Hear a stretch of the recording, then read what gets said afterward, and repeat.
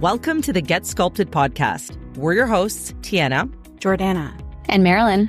This podcast is all about cutting through the noise and giving you the real deal on fat loss, muscle building, and what it really takes to build your 2.0 sculpted self, inside and out. Our motto is to work smarter, not harder.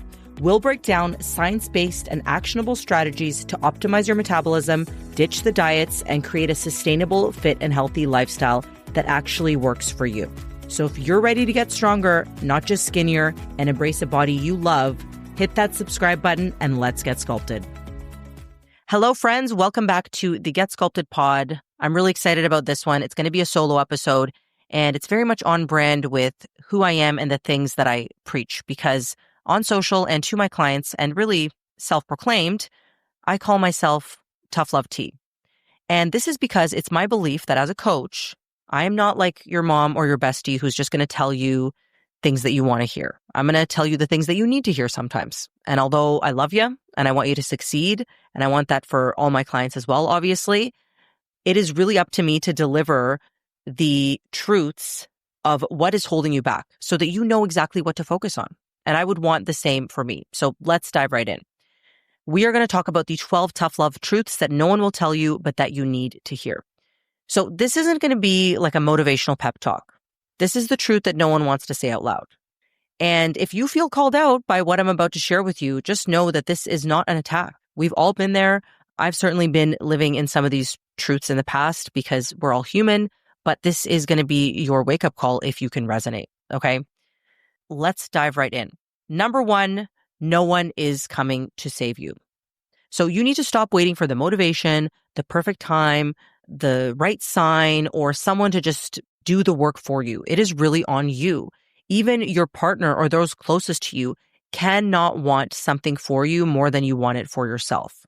When you make a decision to level up an area of your life, let's say it's your body, that really needs to come from an intrinsic place of wanting to be better. It can't come from somebody wanting that for you or any sort of shallow or more surface level reasoning. You are the one who has to make it happen. You are the one who has to put in the reps. You are the one who has to take the actions required. Even if you are working with a coach and you have a plan, you're the one who has to really show up to the best of your ability, because nobody in your life is going to prioritize yourself like you do. Number two, if you're not losing fat, you are eating too many calories. Point blank, full stop. And now, of course, this is oversimplifying, and I can just hear the comments saying, oh yeah, but you don't understand, I have this and that.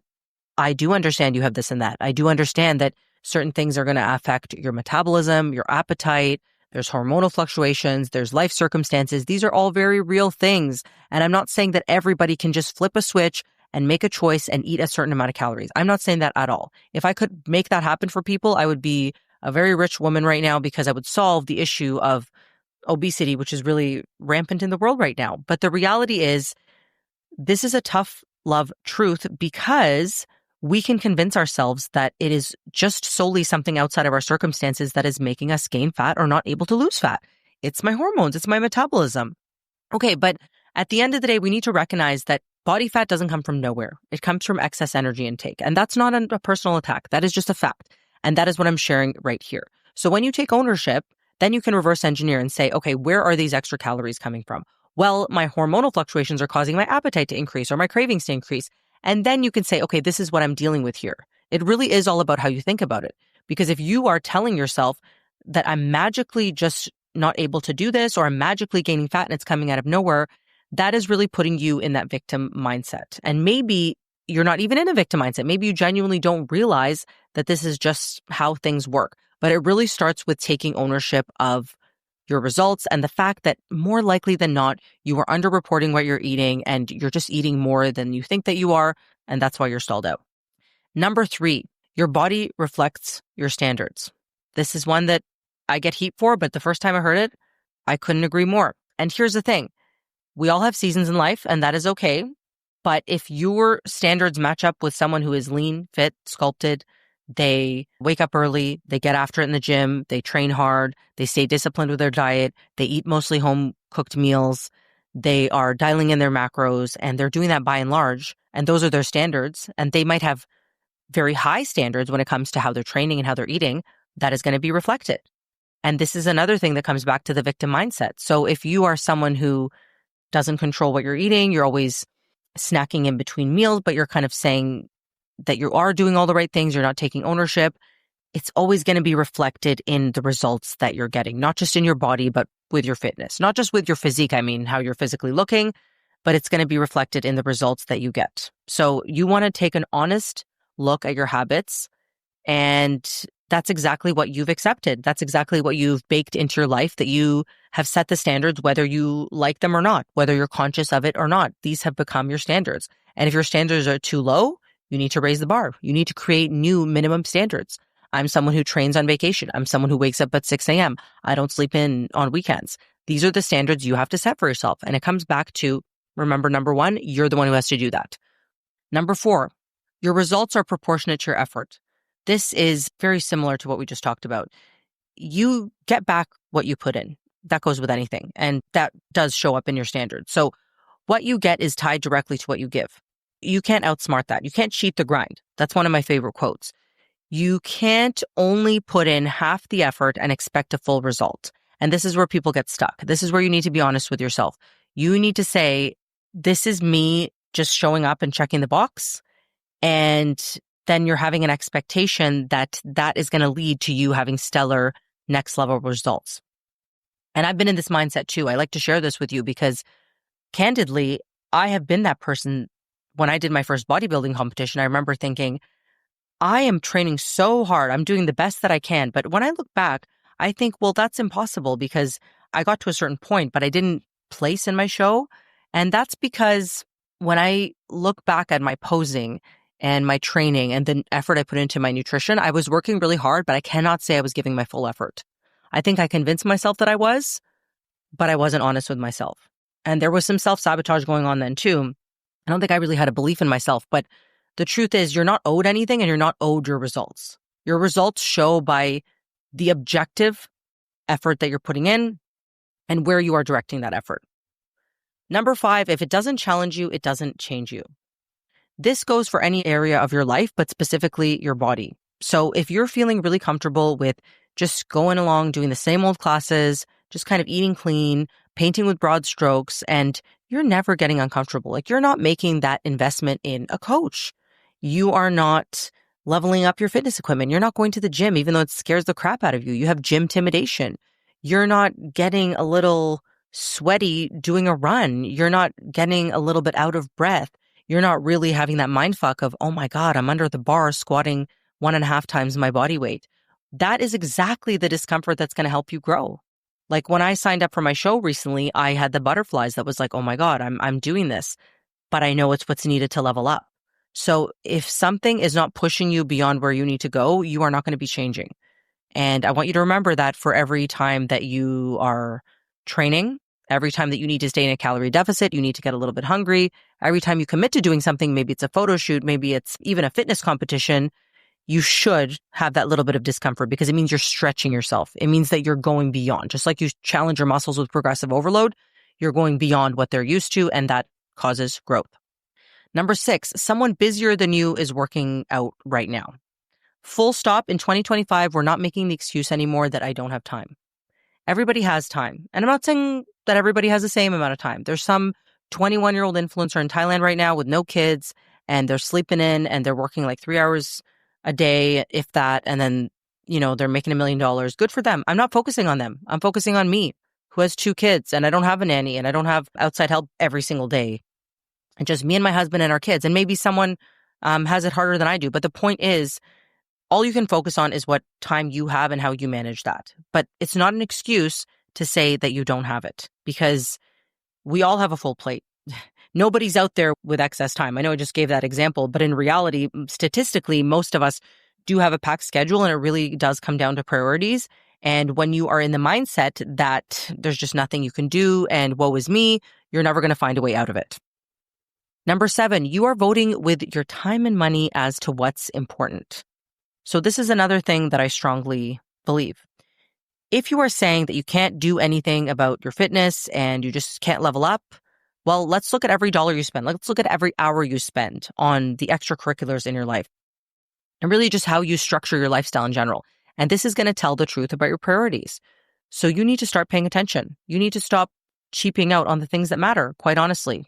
This means that if you're saying my health is a number one priority, my fitness is a number one priority, but you are having nights out at the bar, you're spending tons of money on alcohol, you are going on these shopping sprees for these clothes that give you temporary dopamine hits, but you're not even feeling good wearing them, you are just feeling worse and worse because you're not taking care of your health, then you cannot sit here and say that you don't have the resources to allot elsewhere. And this isn't just about the money piece, because of course I know someone's going to say, hey, we don't all have dough rolling in and not all of us even do any extracurriculars. That's fair.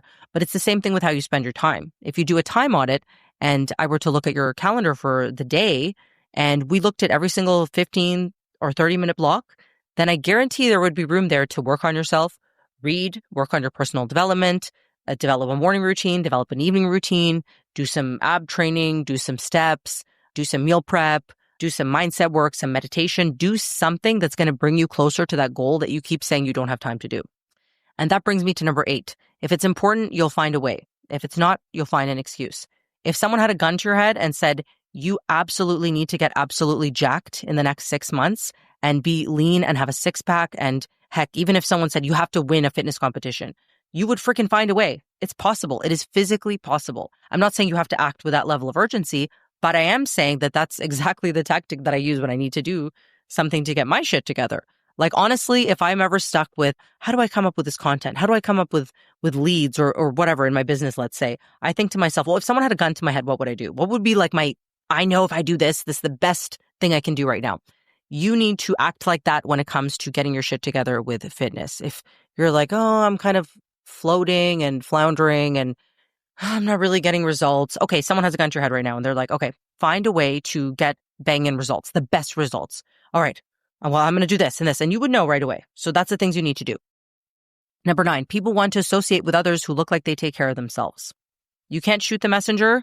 This is statistically true that pretty privilege is a thing. And I'm not saying that you need to be out there with a six-pack and taking your shirt off and all that.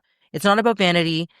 It is about the fact that if I'm in the presence of someone, and my husband and I always, say this, we can tell if someone kind of lifts weights.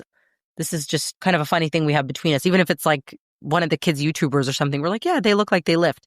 Here's the thing. You automatically have that sense of respect for that person because you know that they're dedicating their time and their energy to eating right, lifting weights, taking care of themselves. I don't care if you're a fitness person doing that, but to be honest, especially if you're like an everyday person, you're like, man, that's freaking awesome. You are in the same boat, and it's kind of like this secret club, although we let everyone in the club. In the club, we all fam. You guys know that TikTok sound. I share this because I don't want you thinking, hey, I don't belong in this fitness clique. Absolutely, you do.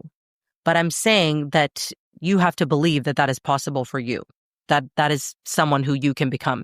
And let me tell you this, life does get better when you are lean, fit, and sculpted and in shape. Not just because you're more accepted or make more connections with people and things like that, but because you are going to feel better about yourself as well. All right, number 10, you can't cheat the grind. I actually threw this phrase in earlier.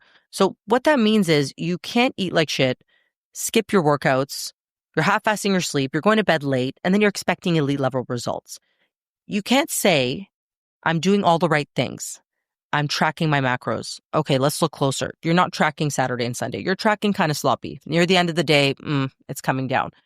I'm walking my steps. Okay, well, you do it for like 2 weeks and then you miss it for like a week when you get sick. And then that's kind of like your pattern, or a week when things go sideways. So you really have to get honest with yourself. Like, are you actually doing the things you need to do on a consistent basis? And if you're not, that's okay if you're in that season, but you have to be honest with yourself and not think that you're entitled to these elite results. Number 11, being busy isn't a badge of honor. It's a distraction. So you need to stop glorifying the chaos. Stop saying you're always constantly busy. You need to manage your time like someone who actually wants results. You want to look at people. Let's say you're a career woman. You work so hard on your career. Girl, I totally get that. But if you look at people who are really in a successful position of power and are still prioritizing their fitness, okay, well, if there's people doing that, I can do that too.